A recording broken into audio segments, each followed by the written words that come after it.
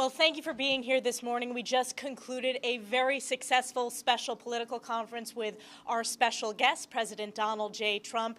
He was warmly welcomed by the House Republican Conference. We are 100% unified behind his candidacy and are ready to get to work on behalf of the American people to secure the border, unleash American energy independence, bring back peace through strength, stand up for election integrity, and defeat this illegal weaponization of the justice system. It was a unifying event, and I'm grateful to the President for answering questions from our colleagues today. I want to turn it over to our NRCC Chair, Richard Hudson. I'm Richard Hudson, Chairman of the NRCC. We just had a great meeting with President Trump.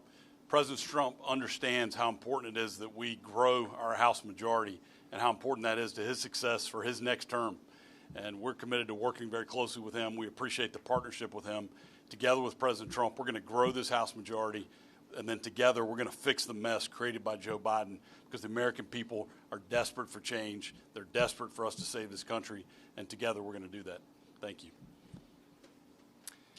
I echo those comments. I'm going to add, anybody who thought that this president was going to be down after the sham trial, after that crooked trial that we saw in New York, think again.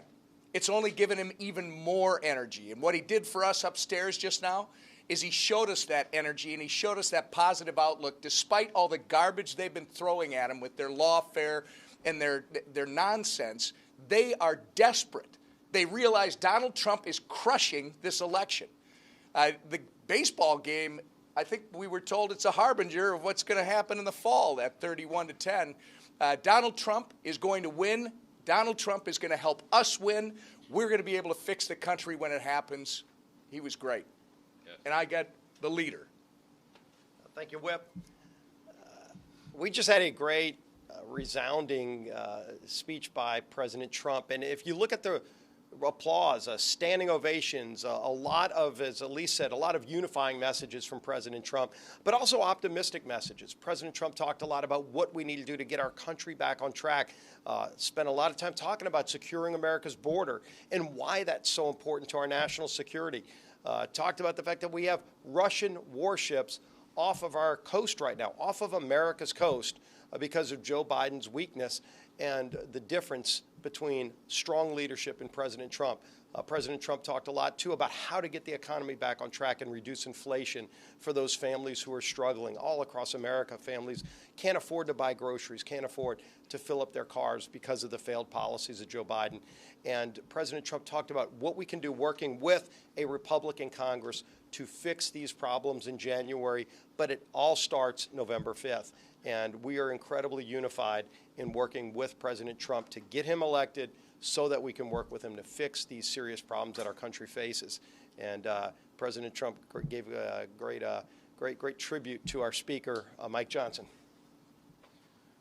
Thank you, Leader Scalise and Whip Emmer and our conference chair, Stefanik, and our NRCC chair, Richard Hudson. This is a great leadership team, and it was our great pleasure to host the president this morning, the 45th president, who will soon to be reelected as the 47th president. President Trump brought an extraordinary amount of energy and excitement and enthusiasm this morning. That is what we're seeing in the party throughout the country. Many of us are traveling the country. I do it endlessly.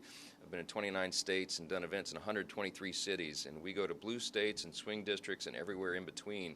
And there is something happening in the country. That's the phrase I used to introduce the president this morning, and he repeated the phrase a number of times in his own remarks because he's feeling and seeing that as well. He had 107,000 people turn out to a rally in New Jersey. He's going coast to coast as we are, and we're all seeing the same thing. People recognize right now in this country that this will be the most consequential election, certainly of our lifetimes and probably maybe in the last century or more in America. Everything is at stake.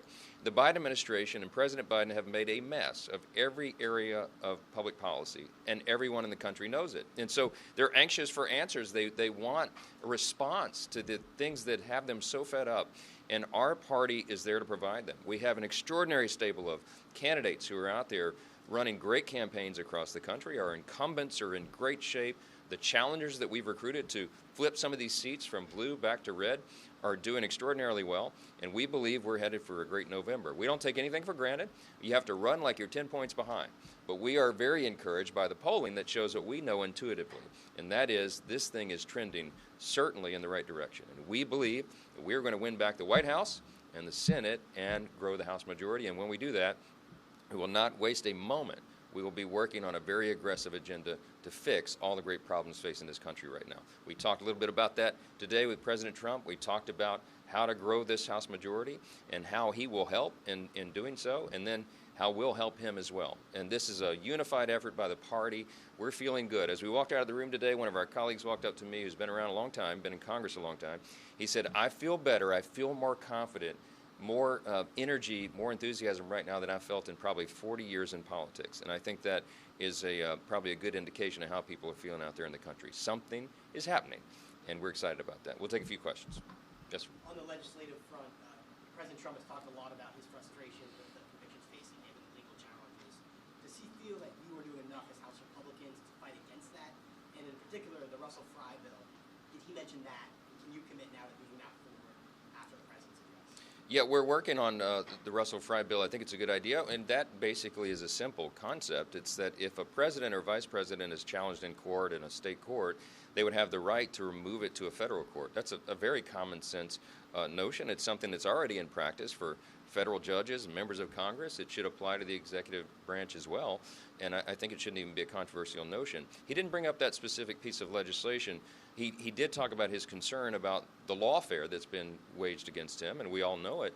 And I made the point in my introduction of him that it's backfired fantastically on the Democrat Party and the activists who are trying to use our judicial system to exact political vendettas against the primary opponent that they have for the control of the country. And what we've seen is outrageous, and we've also seen the polling and the fundraising and everything else go in the direction of the target. President Trump has set fundraising records. He raised $53 million in the first 24 hours after the verdict in that terrible, bogus trial in Manhattan. And I think that shows that people understand what's happening here. We also set fundraising records, and we've continued to. He's announced he's raised over $400 million since the verdict came down, and there's much more to come. And you know why?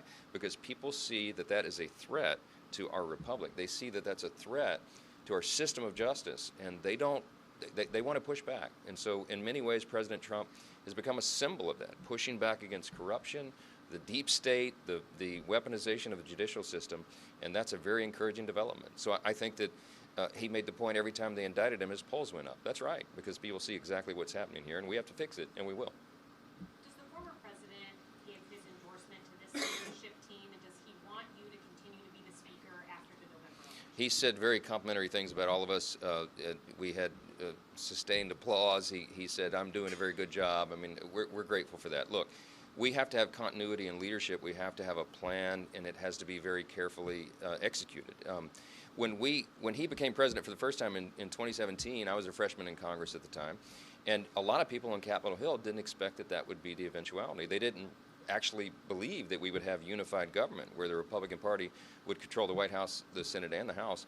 And so we lost a few steps, frankly, in the beginning of that Congress, the 115th Congress, because the plan was not fully prepared and the implementation lagged a little bit. We're not going to make that mistake again. And so what we're doing right now, you never put the cart before the horse, but we have to plan to lead because there's so many problems to fix. And so we're working through that right now. I spend a lot of time talking with President Trump about what happens after the election, and we have to do that. It's our responsibility. I'll be with him again in Mar-a-Lago on Monday. We'll be talking about more of this and some of the races out there.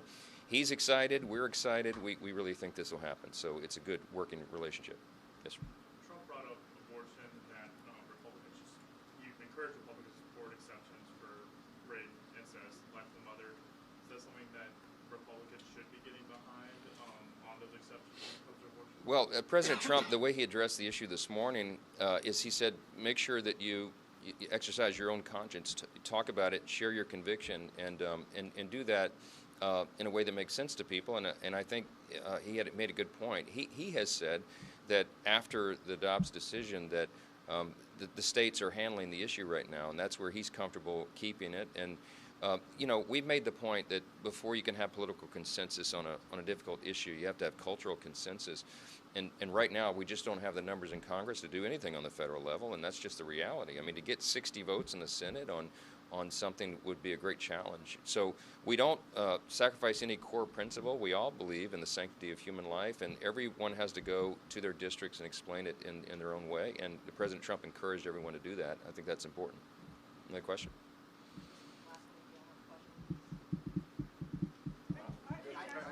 Sorry, one more question. On the endorsement front, there's some number of incumbents in that room who Trump has endorsed against. Two come to mind, Dave Newhouse and Bob Good. How frustrating is it to see the leader of the party, who you all agree is unified the Republican Party, still taking shots at members who you have to defend?